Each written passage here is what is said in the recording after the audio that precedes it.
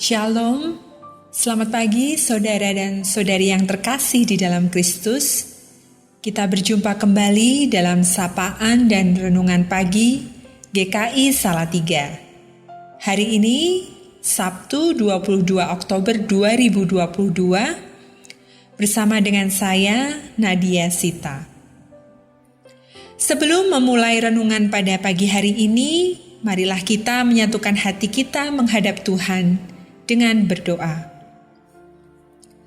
Selamat pagi Tuhan, kami mengucap syukur atas kasih dan anugerah yang telah Kau berikan kepada kami anak-anak-Mu hingga saat ini.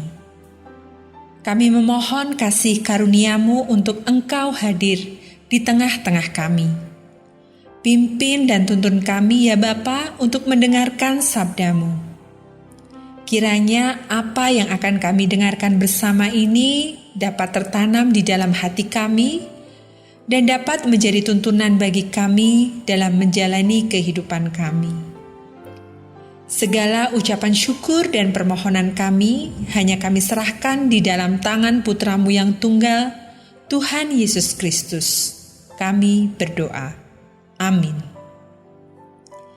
Saudara-saudari yang terkasih, renungan pada pagi hari ini bertema, apakah perbedaan antara mengenal Yesus dan mengetahui tentang Yesus?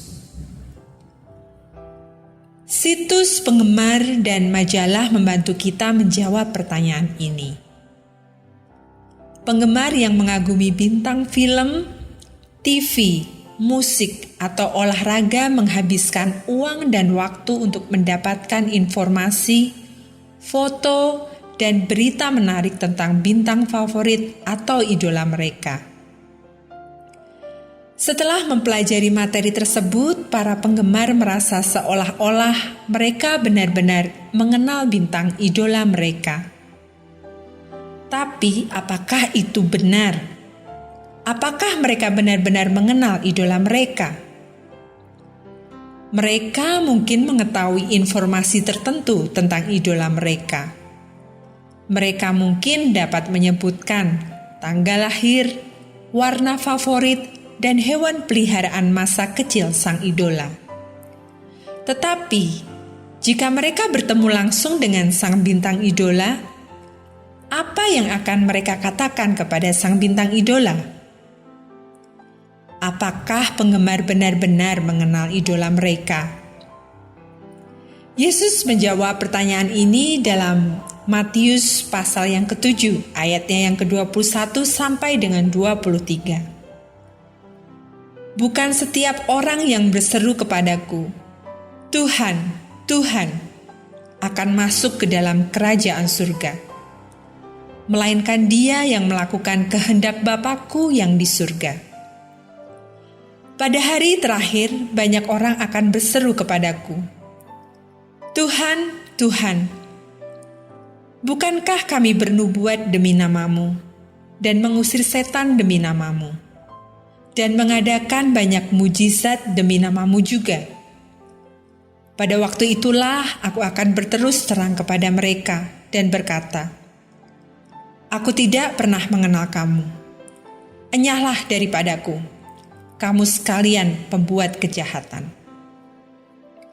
Ada orang-orang di zaman Yesus yang mengira mereka adalah sahabat Yesus karena mereka tahu mengenai hukum-hukum Allah, membuat aturan ketat untuk diri mereka sendiri dan juga untuk orang lain. Dan mereka juga mendengarkan ajarannya. Mereka mengikuti Allah, memuji mukjizat dan menyukai sebagian dari apa yang Tuhan katakan. Tetapi Yesus menyebut mereka penjahat dan mengatakan, Aku tidak pernah mengenal kamu.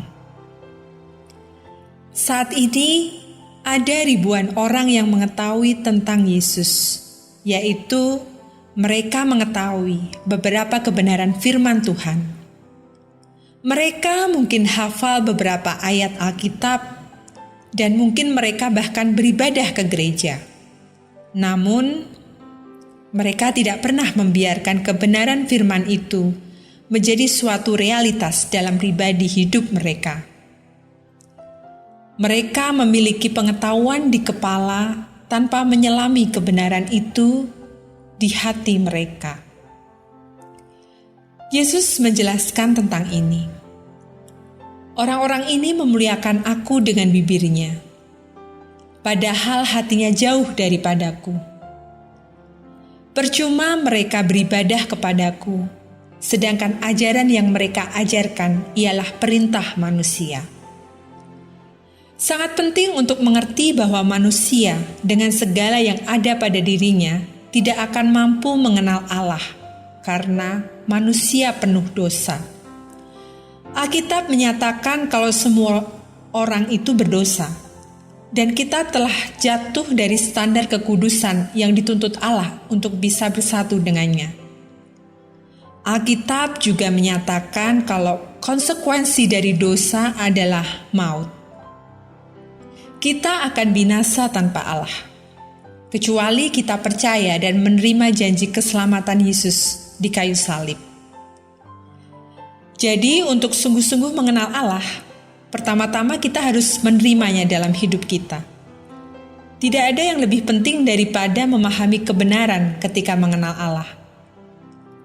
Yesus membuat hal itu jelas, bahwa hanya Ia adalah satu-satunya jalan menuju surga dan untuk mengenal Allah secara pribadi.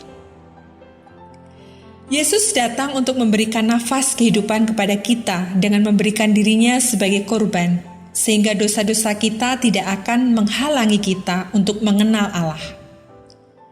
Ketika kita menerima kebenaran ini, kita dapat memulai perjalanan mengenal Allah secara pribadi. Kebenaran yang kita ketahui tentang Yesus menjadikan hidup ketika kita mengenal Dia secara pribadi. Katakanlah saudara telah membaca bahwa bintang film favorit saudara memiliki mata yang coklat dan lesung pipit di dagunya.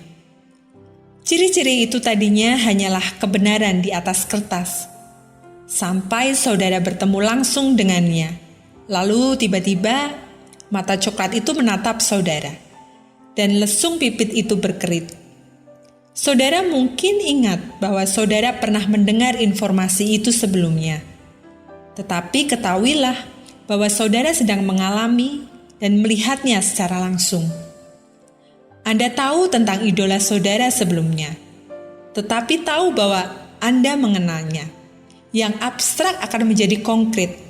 Hal-hal yang saudara pikir saudara ketahui mulai masuk akal saat Anda menjalin sebuah hubungan atau sebuah persekutuan. Mengenal Tuhan berarti memasuki suatu hubungan. Perintah yang terutama dan pertama adalah kasihilah Tuhan Allahmu dengan segenap hatimu dan dengan segenap jiwamu dan dengan segenap akal budimu. Sulit untuk mencintai seseorang yang tidak Anda kenal. Mengasihi Tuhan dimulai dengan menyerahkan rencananya bagi hidup Anda. Tentu saja perilaku hidup kita akan berpengaruh besar, seperti berkomitmen untuk berdoa, bersaksi, dan mengikuti persekutuan, dan melakukan penyembahan kepadanya. Namun hal itu hanya terjadi jika kita menerima Yesus dan janjinya dalam hidup kita. Itulah artinya menjadikan Dia Tuhan. Sifat Allah begitu luas dan kompleks, sehingga tidak ada manusia yang dapat sepenuhnya mengetahui segala sesuatu tentang Dia. Namun cobalah terus untuk mencari Dia, belajar lebih banyak tentang Dia, dan menikmati persekutuan dengannya. Kita harus menyadari bahwa jika hanya mengandalkan diri sendiri dengan segala yang kita miliki, maka tidak mungkin kita dapat mengenal Allah. Hidup kita harus diisi oleh Allah sehingga kita dapat mengenal Dia secara dekat dan pribadi. Amin. Mari bersama-sama kita menutup renungan ini di dalam doa. Tuhan, kami mengucap syukur atas anugerah-Mu kepada kami, sehingga Engkau telah izinkan kami untuk mengenal-Mu.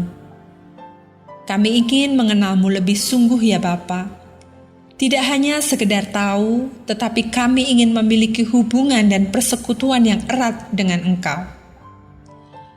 Ajarkan kami untuk selalu bersandar dan menyerahkan rencana hidup kami hanya kepadamu. Mampukan kami untuk bisa berkomitmen dalam berdoa, bersaksi, mengikuti persekutuan, dan melakukan penyembahan kepadamu. Karena Engkaulah Allah yang Maha Pengasih dan jalan satu-satunya kebenaran dalam hidup kami. Bila sebentar kami akan melanjutkan aktivitas kami pada hari ini, kiranya Engkau selalu menyertai kami, anak-anak-Mu, ya Bapa. Di dalam nama Putra-Mu yang tunggal, Tuhan Yesus Kristus, kami berdoa. Amin.